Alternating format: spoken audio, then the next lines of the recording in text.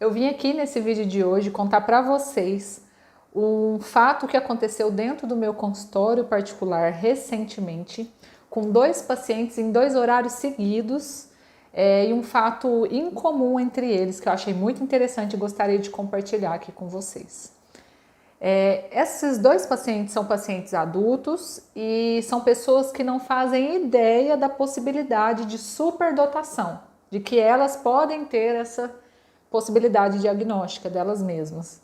Então eu tenho percebido essas características nelas, né, que não foi essa demanda que elas chegaram para mim inicialmente.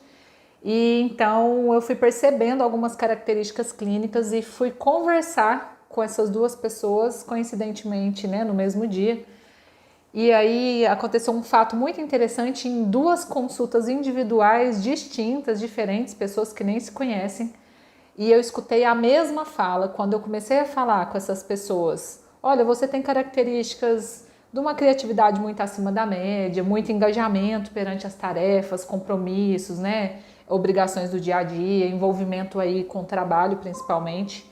Um desempenho cognitivo que assim chama muita atenção, uma memória muito interessante, muito boa, né? Uma capacidade de recordação enorme de detalhes, de fatos e muito mais, né? Então eu conversei vários detalhes falando dessa possibilidade da superdotação.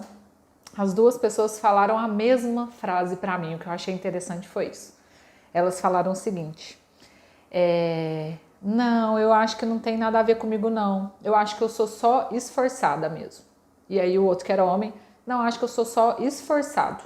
Não acho que eu tenho nada disso daí que você está falando, não acho que eu seja superdotado. E o que é interessante nessa fala incomum de 2 pacientes diferentes, 2 contextos clínicos diferentes aqui no meu consultório, se percebendo como esforçados. Muitas pessoas superdotadas têm esse diagnóstico e nem fazem ideia de que têm esse diagnóstico.